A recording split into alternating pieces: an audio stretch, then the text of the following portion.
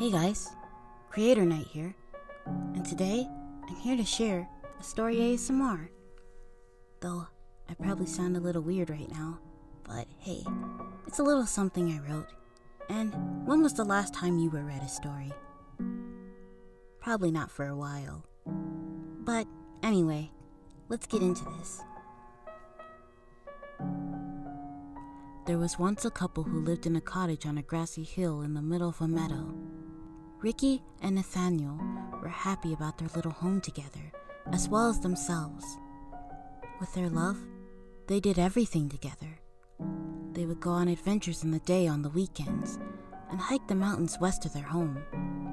Or they would sometimes go to the east and shop for treats, groceries, and their favorite of all time, books of any type. When at home, they never failed to entertain each other. Nathaniel would always write short stories in his journals just for his beloved Rikki while she cooked and cleaned. When he was finished, he would add them to the library the two had built together under their house in the basement. But however, those were days when Nathaniel were free. Rikki always respected her beloved was a working man, however. That didn't mean she would miss him during the day. Nathaniel always noticed her sadness every morning before he left to work. He would give her a deep embracing hug and smile. "Rikki, my dear, please understand," Nathaniel pleaded. "I must do this so we can keep our happy life." "But I miss you, my love," Rikki would say in protest. "It's so lonely here without you." Nathaniel gives her his sweet laugh and hugs her tighter. "My dear, I miss you as well," he smiles. "But I promise I will come back this evening, and you may play me your new tunes you composed on your piano." Rikki's face brightened up a little at the words. She had recently made new songs for her beloved on the piano just for Nathaniel. She knew he loved her tunes at the piano.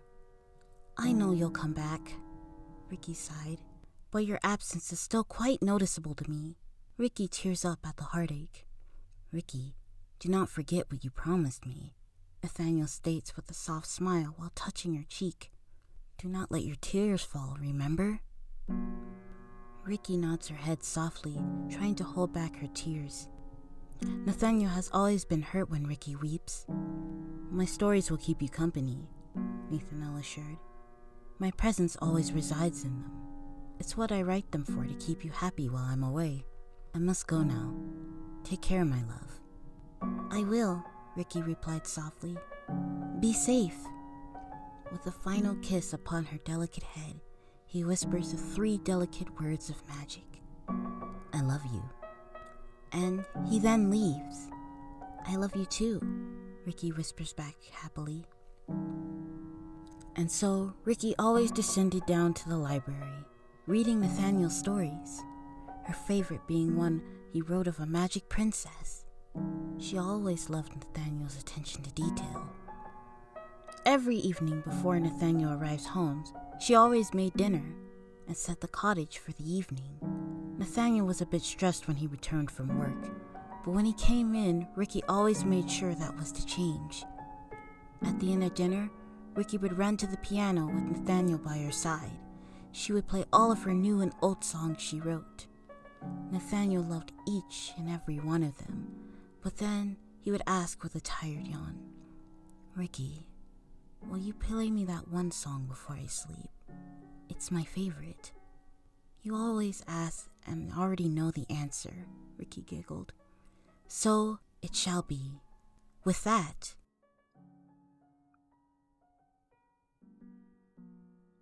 Rikki plays Nathaniel's own lullaby she had composed for him out of love, the gentle notes ringing out for him as a soft, gentle evening fire. Nathaniel rested his head on Rikki's shoulders, drifting off into a warm sleep. With that, their day closes, and a new one begins under the shining stars. Little did Rikki know what was to come of her. The next morning, the routine starts again, with Nathaniel leaving for work. "Well, I'm off again, my dear," Nathaniel happily states.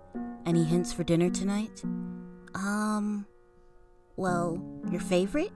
Rikki says happily. "Very descriptive." Nathaniel chuckled sarcastically. I'll try to be home by 3.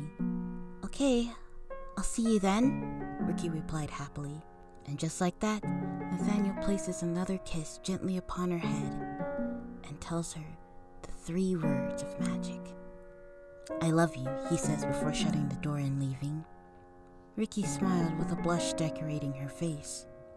Since Nathaniel may be coming home early, Rikki shall work her schedule around that. She cleaned, she read, then cooked Nathaniel's favorite meal.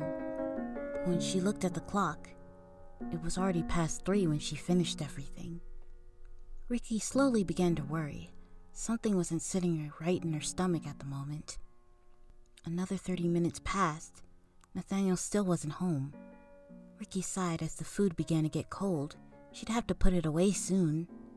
But before she could, the front door opened. There was Nathaniel, walking in silently. You're home, Rikki smiled happily with delight. I made dinner. Please eat with me. Her sweet Nathaniel didn't look as happy as he was this morning. He was pale and devoid of color, almost monochrome. He stared at her eyes like of a stranger. A smile didn't creep onto his face. I have to finish some things off, he replies with an empty tone. I'll eat later. Rikki stares in surprise as he walked past her and into their study without another word. She has never seen him like this before. She would have asked what happened, but Nathaniel looked too fragile to speak. And so, Rikki ate dinner alone. She cleaned up alone. She even played on her piano, hoping Nathaniel would come out to listen. But he didn't. He never left the room. Rikki grew tired eventually and went to bed a little concerned. Maybe Nathaniel will eventually come to bed with her. Maybe he will feel better tomorrow. Maybe. Just maybe. But no. She woke up alone. She hears Nathaniel moving about in the kitchen and walks out to see him. He didn't greet her at all. Nathaniel, are you okay? Rikki finally had the courage to ask. He stopped and answered emptily as ever. I'm fine. I gotta go to work now. Rikki watched him take his lunch and go to the front door without looking back. He didn't give her a kiss on the head, nor did he say the 3 words of magic. Rikki felt a strange pain creep up in her chest, but quickly shoved it off. Maybe all of this was temporary, but it wasn't. The following weeks, it was the same. Rikki ate alone, she cleaned alone, played piano alone, and unfortunately, woke up alone, again. And the 3 words of magic Nathaniel would say before he left were not spoken. 3 days weren't any better either. Nothing Rikki seemed to do for Nathaniel made him smile anymore. Even when she asked if he was okay, it was either the same 2 empty words of, I'm fine, or she was answered by silence. Rikki eventually lessened her attempts to make Nathaniel happy, and resigned herself below the house in the library basement with one lone lamp. She had begun to unhealthily binge on Nathaniel's stories he wrote her. Each story felt like a distant memory of his happiness. When everything had color, Rikki couldn't recognize Nathaniel now. He was right there, physically, but yet so far away. Everything was monochrome. Rikki didn't even realize she was declining herself, sinking deeper and deeper into her own despair.